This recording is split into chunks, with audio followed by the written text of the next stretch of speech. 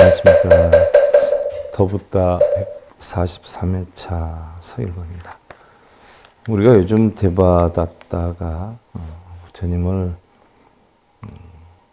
반심을 만들어 가지고 자기 동료들하고 떠나간 부분에 대해서 살펴보고 있어요. 그리고 어떻게든 부처님을 방해를 하려고 하는데 뜻대로 아니 되다 보니까 아무래도 빈비사라 왕하고 가까이 지내니까 오히려 빈비사라 왕 아들인 아자타 사투태자를 포섭을 해서 빈비사라 왕한테 해를 입혀서 힘을 빼면 부처님을 방해할 수 있지 않을까 하는 생각에 이르게 돼서 결국 아자타 사투태자를 가까이 하기 위해서 스승이 되는 것으로 하지요.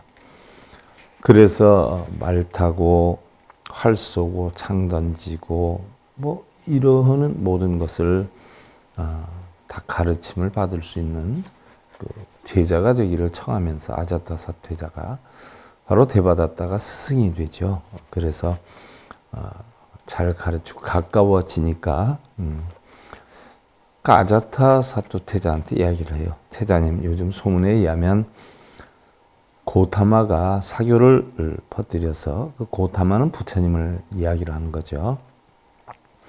민심을 유혹하고 있다고 합니다. 당신의 아버지인 빈비사라 왕도 그 고타마에게 미혹이 되어서 나라의 정치와 경제가 문란해져서 외세의 침입을 받지 않을까 걱정이 됩니다. 또한 이대로 가다가는 태자께서는 임금 노릇 제대로 한번 해보지도 못하고 끝나는 것은 아닌가 싶기도 하고요 하면서 태자를 유혹을 하죠.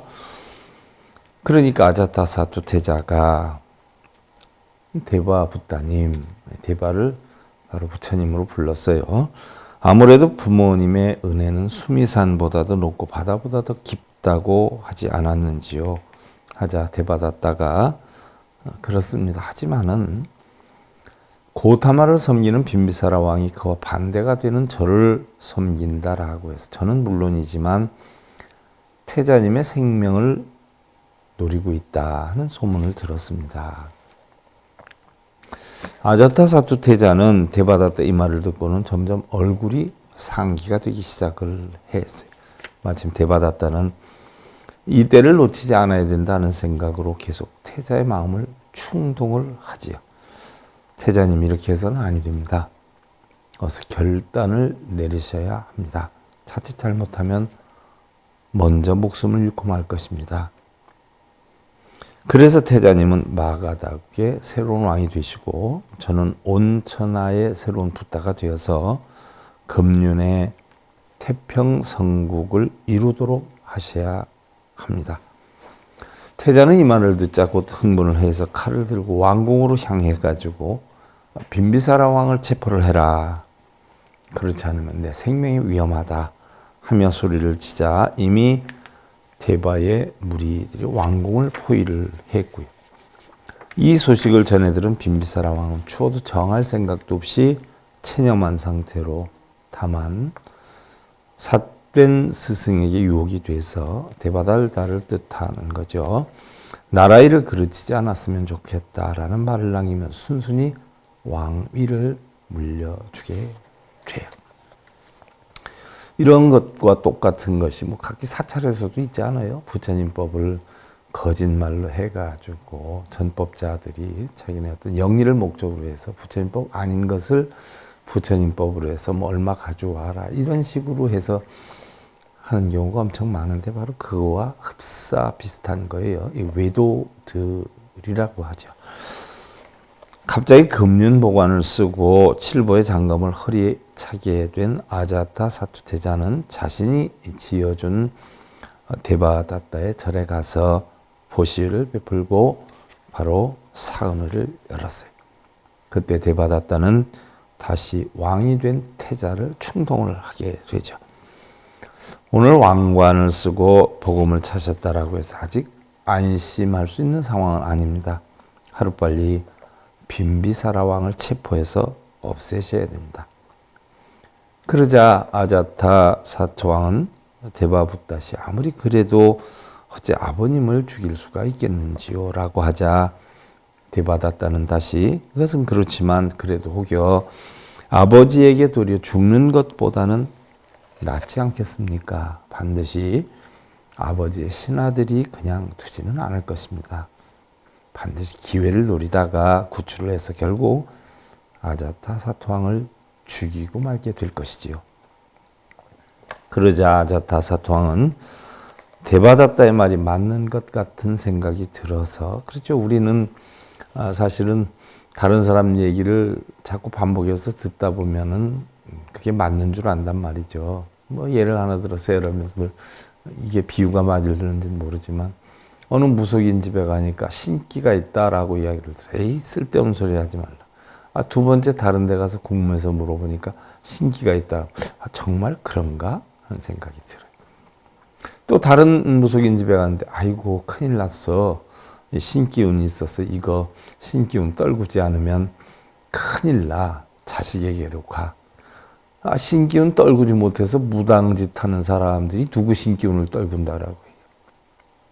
업장이 많아가지고 승려 노릇하면서 누구 업장을 소멸해 준다라고 하는 거예요. 그지 않아요?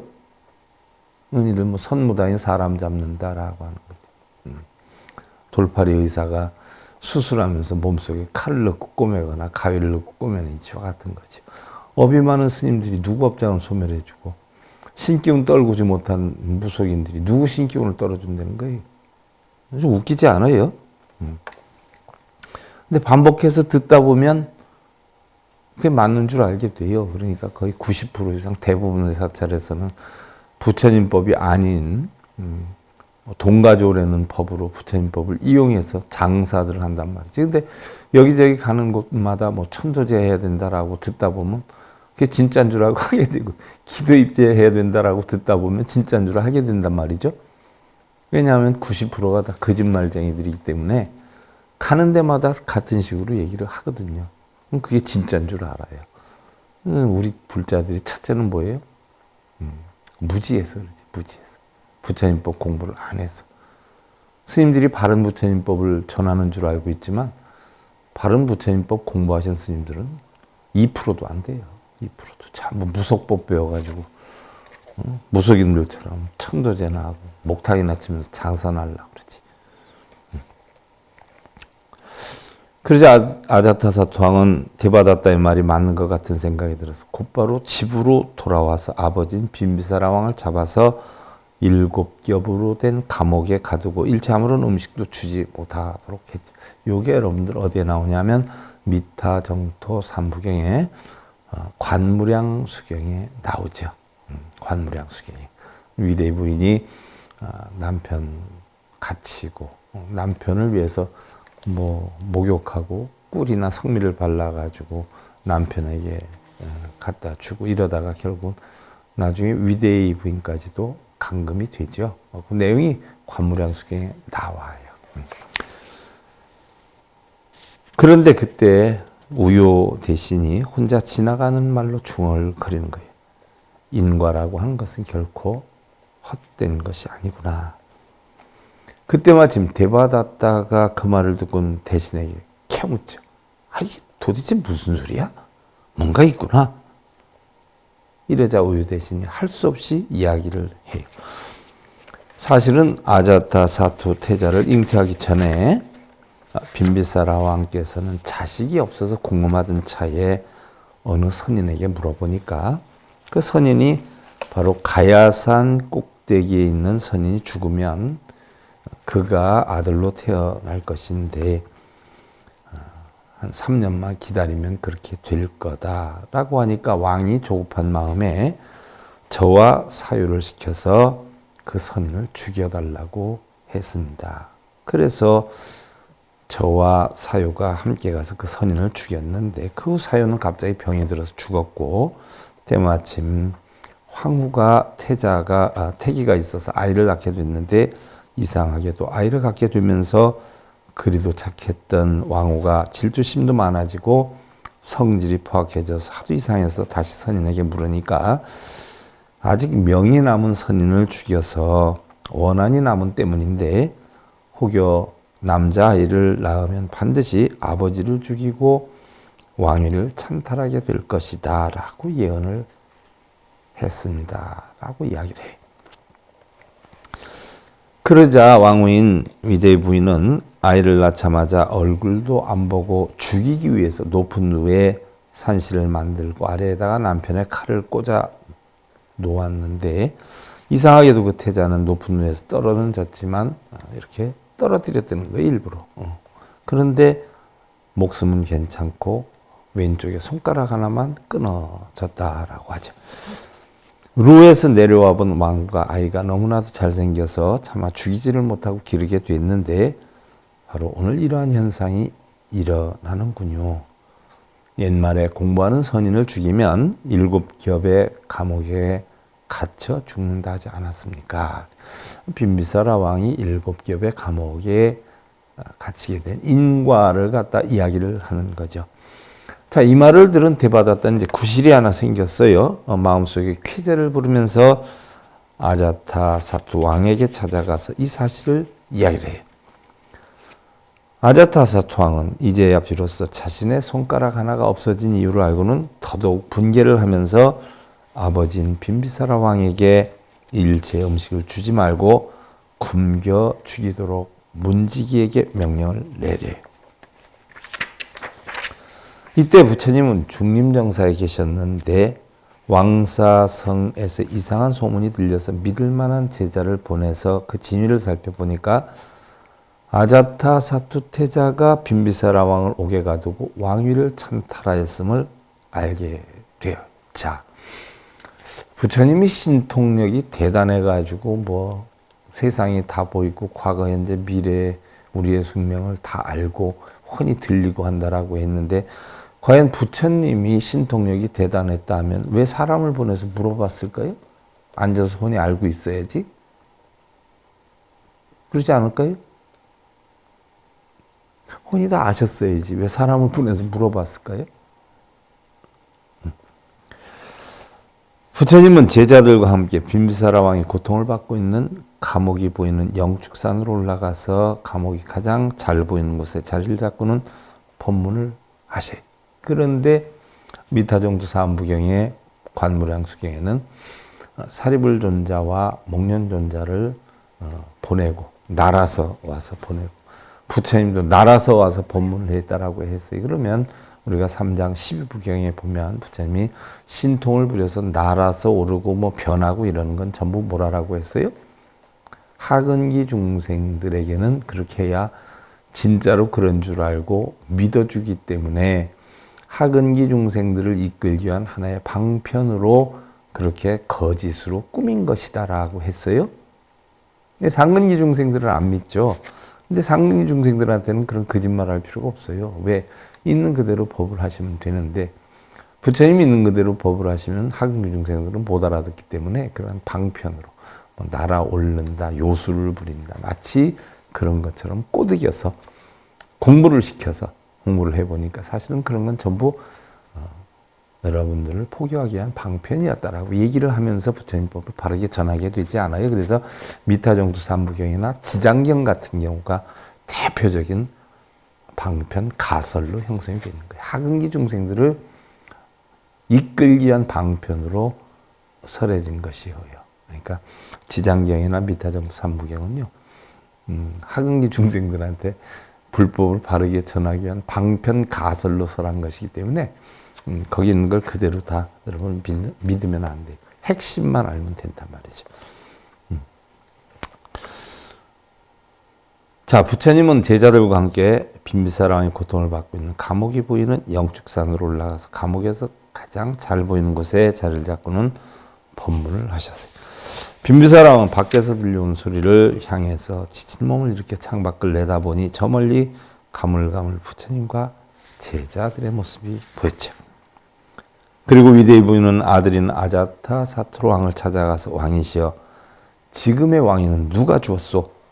아무리 부왕이 밉다 한들 자신에게 왕위까지 물려준 부왕의 사랑을 정말 모른단 말이오. 선의를 살해한 것도 자식을 하루빨리 보기 위한 부왕의 애절함에서 비롯된 것이고, 왕에게 해를 입힌 것도 이 애미인 것을 어찌 부왕께 그런단 말이오. 이미 부왕과 나는 왕께서 데바다다의 꼬임에 빠져서 반역의 음모를 꾸미는 것을 알고 있었어. 부왕께서는 단 한마디 명령으로 대왕을 가둘 수도 있었고 반역죄를 천하에 공고할 수도 있었어. 하지만 부왕께서는 자식을 손수 처벌하느니 차라리 자식의 손에 죽는 것이 더 낫겠다라고 말씀을 하셨어. 왕께서는 지금 데바다다의 음모에 빠져서 자신이 무슨 행동을 하고 있는지조차 모르고 있어. 온 백성들은 지금 왕에게 패륜하라고 손가락질하고 있을 것이요.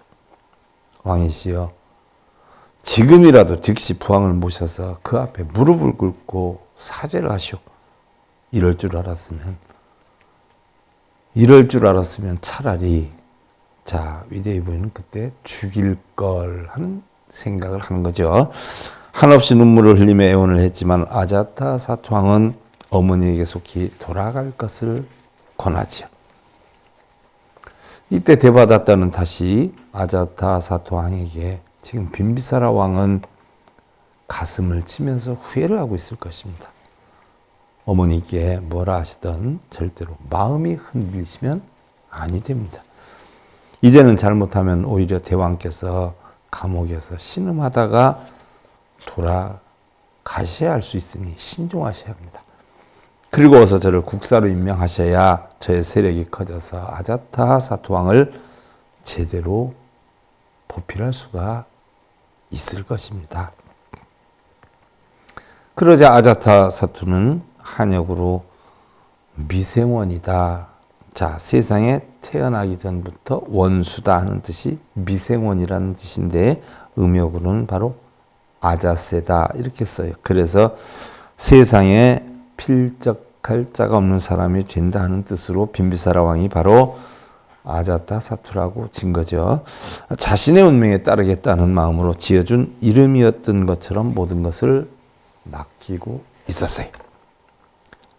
대략 그리고 20여일쯤이 지나서 이제는 부왕이 죽었으리라는 생각을 하고 감옥을 가본 아자타사트 왕은 아직 빈비사라 왕이 아무렇지도 않다는 말을 듣고는 조사를 해보니 그동안 어머니 위대의 부인이 몸에 꿀과 밀가루를 바르고 성밀이죠, 성밀.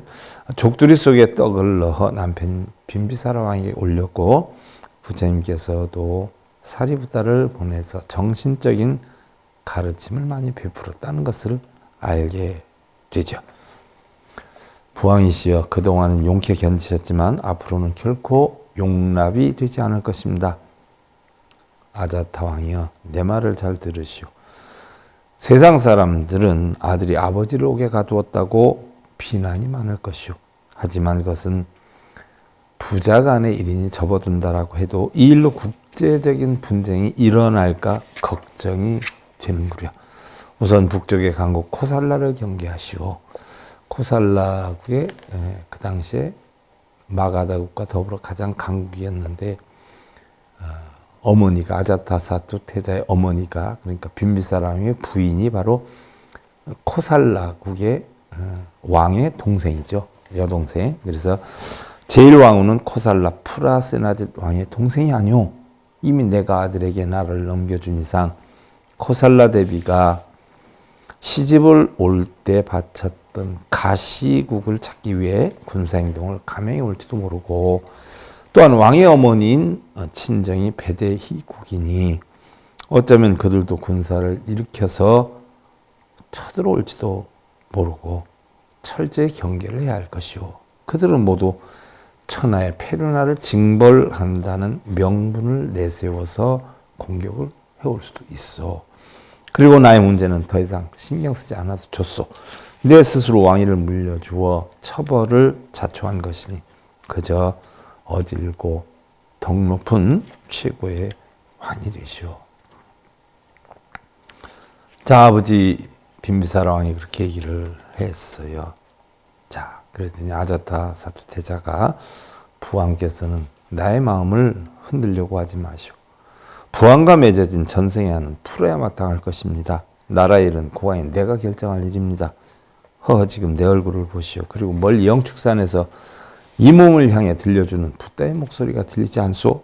빈비사라 왕이 얘기를 했죠. 나는 지금 붓다의 가르침에 따라서 모든 욕망과 아집을 버렸고 그 결과로 새로운 삶의 의미를 깨달아서 마음의 안정을 찾았소. 그까지 음식물이 무슨 소용이 있겠소.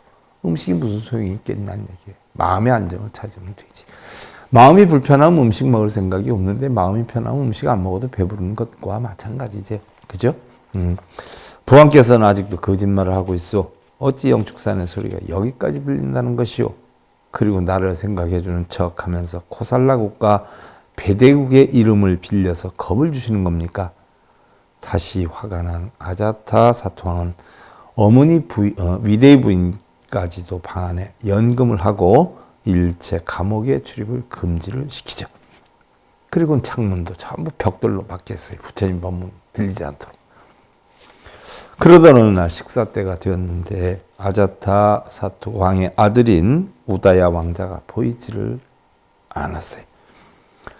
아자타 사토 왕은 궁금히 여기서 신하에게 물었죠. 우다야가 어디에 갔느냐 하자 신하는 강아지를 너무 좋아해서 강아지와 함께 밥을 먹지 않으면 안 먹겠다고 합니다. 라고 하지요. 아자타 사토 왕은 아들인 우다야 왕자가 강아지와 함께 밥을 먹게끔 허락을 해주고는 푸념어린 소리로 이야기를 해. 허허. 아들을 사랑하다 보니 이젠 강아지와 함께 한자리에서 밥을 따먹는구나. 그러자 그때 옆에서 함께 식사를 하던 위대의 부인이 눈물을 흘리면서 왕이시여, 강아지가 문제입니까? 당신의 아버지 빈비사라 왕은 당신이 손가락에 종기가 나 몇 날을 앓고 우니 입으로 당신의 손가락을 빨며 밤을 지새우시곤 했습니다. 혹여 빨던 손가락을 입에서 떼면 고이 자던 잠을 깰까 염려를 하시고 당신의 손가락에서 나오는 피고름을 그대로 삼키시며 당신의 잠자는 모습을 지켜보시곤 했는데 강아지와 밥을 먹는 것이 문제가 되겠습니까? 지금도 왕 당신 아버지를 죽이려 하지만 부왕은 죽는 것을 두려워하지 않습니다. 다만 왕께서 제 아버지를 죽여서 페르나로서 손가락질을 받을까 오히려 그것을 더 두려워하고 계십니다. 그러자 아자타 사토왕은 무엇인가 잠시 생각하는 듯 싶더니 갑자기 경련을 일으키면서 성급하게 옆에 있는 급하게 사람을 부를 때 칠 수 있는 북이 있어요. 그 북을 크게 막 두드리는 거예요. 그리고 뛰어들어오는 신하에게 명령을 해요. 여봐라, 여봐라. 빨리 아바마마를 구하라. 한시의 지체 없이 어서 빨리 아바마마를 모셔오너라. 갑작스런 왕의 성급한 명령에 신하들은 놀라움을 금치 못해서 빈비사라 왕을 모시기 위해 정신없이 감옥으로 달려갔어요. 그러나 아버지 빈비사라 왕은 환호성을 울며 감옥으로 뛰어오는 사람들의 소리를 듣고는 이제 나를 죽이러 오는구나 하는 생각을 하다가 끝내 아들에게 페륜아다라고 하는 비련을 남겨주지 않기 위해 스스로 자기 머리를 감옥의 벽에 돌에 부딪혀서 결국 영영 이 세상과 작별을 하고 말죠. 생자필멸이요 회자정리라. 태어난 것은 반드시 죽죠. 만나는 것은 반드시 헤어져요. 이런 것이 정한 이치지만 결국 빈비사라 왕의 한많은 인생은 이것으로 끝이 나게 되죠. 그래도 데바다타의 흉계는 그치지를 않았어요. 아자타사투 태자를 교사를 시켜서 결국 마가다국의 왕위를 찬탈하게 하고 빈비사라 왕을 죽게 한 데바다타는 이제 어떻게든 부처님을 살해해 주겠다는 생각으로 아자타사투 왕에게 청하죠. 대왕이시여, 이제 세상은 당신의 세상이 되었습니다. 그러나 문제는 사마 고타마를 처치하지 않으면 데바달다가 부처님을 사마라고 그래요. 외도가 오히려 부처님께 사마라고 그래요. 지금 마찬가지죠. 우리 불교에서도. 외도를 해서 돈벌이를 하는 사람들이 바른 법을 전하는 스님을 갖다 사마라고 그래요. 외도라고 그래요. 경허 스님이요. 경허 집에 보면, 만해 한용운 스님이 쓰신 경허 집에 보면 경허 스님 말씀 가운데 독경을 하고 사경을 하고 그걸 불법으로 얘기를 한다면 그런 자는 죽여도 죄가 안 되느니라라고 경허 스님이 했어요.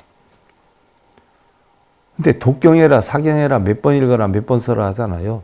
경허 스님 말씀대로라면 그것이 부처님 가르침이라고 하는 자들은 죽여도 죄가 안 된다. 왜? 부처님법이 아닌데 부처님법인 것처럼 하면서 돈벌이를 하잖아요. 경허 스님도 그런 말씀을 하셨어요. 달마 스님 역시 그런 말씀을 했고, 달마 스님은 불상에 예불하거나 예배하지 말라라고 했어요. 더더군다나 신중, 공경하거나 예배하거나 이런 거 하지 말라고 그랬어요. 근데 명문종단에서는 신중 전에 초하루부터 초3일 불공기도 하죠. 사람 많이 몰리죠. 돈도 엄청 많이 받죠.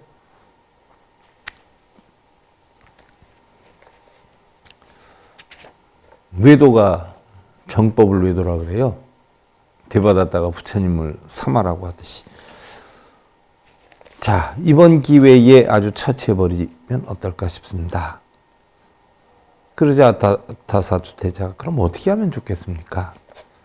중림정사 부근에 활을 잘 쏘는 명수들을 잠복시켜 놓았다가 고타마가 탁발을 나올 때 쏘면 어떨까 싶습니다. 그랬더니 아자타사두 대자가 그럼 그렇게 하세요. 그래서 대받았다는 활을 가장 잘 쏘는 2명의 궁수를 선출해서 중림정사 부근에 숨어 있게 했어요. 마침 부처님께서 탁발을 위해서 중림정사 밖으로 나오자 그들은 이미 부처님의 명성을 익히 들어 알고 있었고 또한 배달을 공부를 해서 죄 없는 선인을 죽이면 무간지옥에 떨어져서 한없는 고통을 받는다라고 하는 것을 철저히 믿고 있었기 때문에 부처님을 보고도 차마 화를 쏘지 못하고 망설이고 있었죠. 부처님은 그들의 이러한 모습을 보고는 그들이 있는 곳으로 다가가요. 그리고 그들을 조용히 불러요. 청년들이여 전혀 두려워하지 말고 이리 나오시게나. 부처님의 위엄 있고 자비하신 말씀에 그들은 크게 감화가 되어서 화를 버리고 결국 부처님께 귀의를 해서 부처님의 제자가 되죠. 자, 이런 소식을 듣게 된 대바다뜨는 더 화가 나서 이번엔 자신의 교단원들을 동원시켜서 몽둥이나 흉기를 들고 숨어 있다가 고타마가 나오면 그대로 쳐서 죽이라고 시켜요. 다음 날 아침 부처님께서 탁발을 나가시려니까 제자들이 부처님이시여 지금 밖에는 부처님을 해치려는 대바다따 제자들이 몽둥이들을 들고 숨어 있습니다. 그러니까 오늘은 나가지 마시지요 하고 말렸어요. 그러나 부처님께서는 비구들이여 걱정하지 말자다. 붓다는 결코 누구의 위해도 받지 않는다. 다만 그대들이나 그러한 복수심을 버리고 하루에 일과를 다하도록 하라 하시며 여러 가지로 타이르시고는 탁발을 나가셨어요. 그런데 이러한 모습을 숨어 지켜보던 대바다따의 제자들은 자신의 스승과는 너무나 대조적인 부처님의 자비로우심을 보고는 곧 감화가 돼서 약 100여 명 정도가 부처님께 참여하고 부처님의 교단으로 회향을 하게 되죠. 이때 한편 사리불과 목건년이 대바다따의 제자들을 교화시키기 위해서 대바다따의 교단이 있는 가야산으로 가지요. 상두산이다라고 하기도 하죠. 이때 몇몇의 비구들이 지난번에는 500의 비구를 빼앗기고 이제는 2 법장을 잃게 되었으니 어떻게 하느냐며 걱정을 하기도 했지만 부처님께서는 이제 붓다의 진리가 2 선지식에 의해 더욱 빛나게 될 것이니 너무 걱정들 하지 마시게나 라고 했어요. 어느덧 사리불과 목련존자가 가야산에 이르게 되자 대바다따는 두 손으로 합장하고 정중하게 맞이를 해요. 참으로 장하십니다. 그전에는 내가 창안한 5가지 계율에 대해 반대를 하시더니 오늘은 스스로 이 깊은 곳까지 찾아오셨으니 참으로 고맙군요 하면서 그들이 환영법회를 하고 나서는 저는 이제 들어가 쉴 터이니 두 법장께서 법문을 좀 해주시죠 하고는 자리를 떠나 정사로 들어가서는 잠이 들었어요. 사리불과 목련존자는 바로 대받았다가 깊이 잠든 것을 알고는 대받았다가 아자타사투 태자를 끼워서 빈비사라 왕을 죽이고 부처님을 살해하고자 하는 온갖 흉계에 대한 이야기를 다 해요. 그리고 진정한 부처님의 제자라면 우리 모두 부처님께로 돌아가십시다 라고 하면서 일어나자 지난번 100여 명에 이어서 오늘은 약 700~800여 명이 일어나서 사리불과 목련존자를 떠나 나서게 돼요. 바로 대받았다가 부처님 제자들 한 700~800명을 데리고 갔는데 다시 700~800명의 제자들이 전부 부처님의 회양을 하게 되죠. 잠에서 깨어난 대받았다는 이러한 사실을 알고 교단의 식구들을 설득하려 했지만 소용이 없었어요. 자, 그 다음 사항에 대해서는 우리가 다음 시간에 살펴보는 것으로 하고요. 오늘 더붓다 143회차 서일봉이었습니다. 감사드립니다.